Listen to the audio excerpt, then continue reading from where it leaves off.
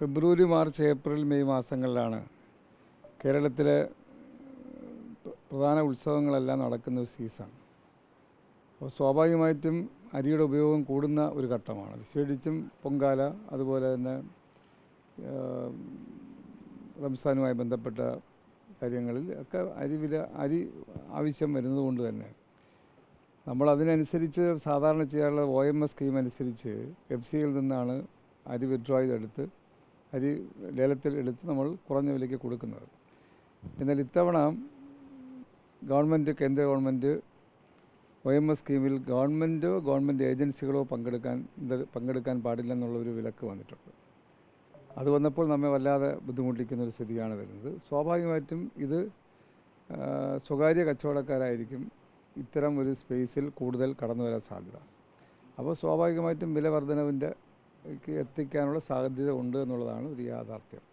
അത് മനസ്സിലാക്കിയിട്ടാണ് ഇന്നിപ്പോൾ കേന്ദ്ര ഭക്ഷ്യമന്ത്രിയെ കാണാനും ഈ വിഷയത്തിൽ തീരുമാനം മാറ്റം വരുത്തണം, ഗവൺമെൻറ് ഏജൻസികൾക്ക് കൂടി, സപ്ലൈകോ ഉൾപ്പെടെയുള്ള ഗവൺമെൻറ് ഏജൻസികൾക്ക് കൂടി പങ്കെടുക്കാൻ കഴിയുന്ന ഒരു സാഹചര്യം ഉണ്ടാകണമെന്ന് അഭ്യർത്ഥിക്കാൻ പോകുന്നത്. അതോടൊപ്പം കേരളത്തിലെ മറ്റ് ഭക്ഷ്യ മേഖലയുമായി ബന്ധപ്പെട്ട പൊതുവിതരണവുമായി ബന്ധപ്പെട്ട നെൽകർഷകരുടെ വിഷയങ്ങൾ, അത്തരം കാര്യങ്ങൾ ഡിസ്കസ് ചെയ്യാൻ വേണ്ടിയാണ് പ്രധാനമായിട്ടും ഇന്നത്തെ ദിവസം തിരഞ്ഞെടുത്തിട്ടുള്ളത്. എന്നാൽ മറ്റന്നാളത്തെ സമരത്തിൽ പങ്കെടുക്കുകയാണ് പ്രധാന ഉദ്ദേശം. ഈ കച്ചവടം കുറഞ്ഞ മാവേലി സ്റ്റോറുകൾ അടച്ചിട്ടാണ് ഉദ്ദേശം നൽകുന്ന വാർത്തയുണ്ടായിരുന്നു. ഒരു മാവേലി സ്റ്റോറും ഇതുവരെ അടച്ചിട്ടില്ല. അങ്ങനെ അടച്ചുപൂട്ടാൻ നിർദ്ദേശമൊന്നും കൊടുത്തിട്ടില്ല. അതുപോലെ തന്നെ ഒരു തൊഴിലാളിയെയും ഈ പ്രയാസങ്ങളൊക്കെ ഉണ്ടെങ്കിലും ഇതുവരെ താൽക്കാലിക ജീവനക്കാരെ ഉൾപ്പെടെ പിരിച്ചുവിട്ടിട്ടില്ല. പരാതിയാണോ? അത് ഒരു മാനേജ്മെൻറ്റിൻ്റെ ഒരു കടമയാണല്ലോ.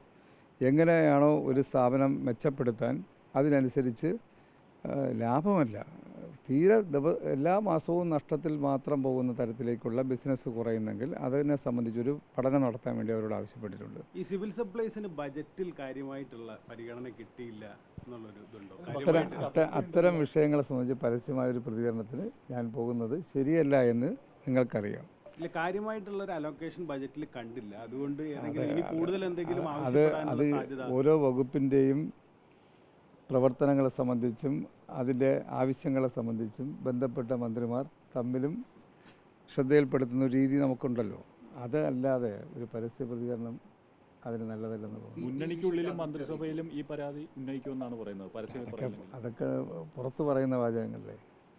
എന്തായാലും മന്ത്രി എന്ന നിലയിൽ ഞാൻ അത്തരം വിഷയങ്ങൾ ധനകാര്യമന്ത്രിയുമായി ആവശ്യമായ ചർച്ച നടത്തും. കൂടുതൽ ആവശ്യപ്പെട്ട തുകയിൽ ഒരുപാട് കുറഞ്ഞിട്ടാണോ അലോക്കേഷൻ വന്നത്? തുക കുറഞ്ഞതല്ലല്ലോ. ആ വിഷയങ്ങളെ സംബന്ധിച്ച് ഞാനിപ്പം പറയുന്നില്ല. തുക കുറഞ്ഞതായിട്ടുള്ള വിഷയമല്ലല്ലോ. കേരളത്തിലെ ഭക്ഷ്യ പൊതുവിതരണ രംഗം വിശേഷിച്ച് ഇപ്പോൾ സപ്ലൈകോ കുറേയേറെ പ്രയാസങ്ങളും പ്രതിസന്ധികൾ നേരിടുന്ന ഒരു ഘട്ടമാണ്. അതുകൊണ്ട് അതിനനുസരിച്ച് ജനങ്ങളുടെ മനസ്സിലൊരു പ്രതീക്ഷയുണ്ട് ഗവൺമെൻറ്റിൽ.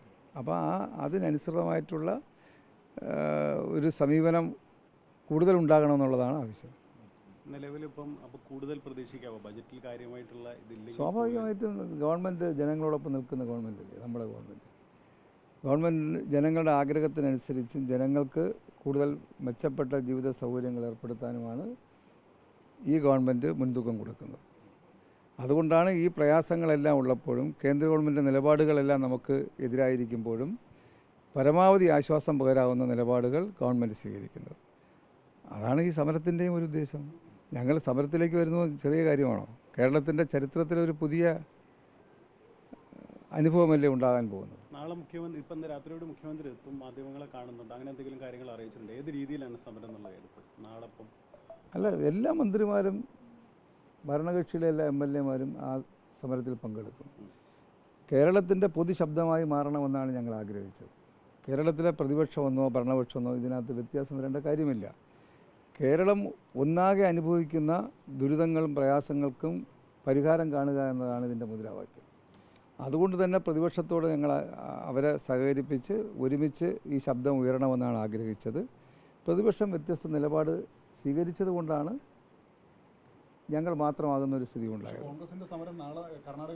അല്ല, അത് ഇപ്പോൾ കോൺഗ്രസിനും പ്രതിപക്ഷത്തിനും ഞങ്ങൾ പറഞ്ഞത് ശരിയാണെന്നുള്ളവരും ബോധ്യപ്പെട്ട് കാണും. കാരണം കേരളം മാത്രമല്ല, കർണാടകയാണെങ്കിലും തമിഴ്നാടാണെങ്കിലും BJP ഇതര ഗവൺമെൻറ്റുകളെല്ലാം ഇത്തരം പ്രയാസങ്ങൾ അനുഭവിക്കുന്നു എന്നുള്ള കാര്യം അതൊരു പൊതുശബ്ദമായി അതത് സംസ്ഥാനങ്ങളിൽ നിന്ന് ഉയരുന്നു എന്നുള്ളതും കോൺഗ്രസിനെ മാറ്റി ചിന്തിപ്പിക്കുമെന്നാണ് പ്രതീക്ഷിക്കുന്നത്.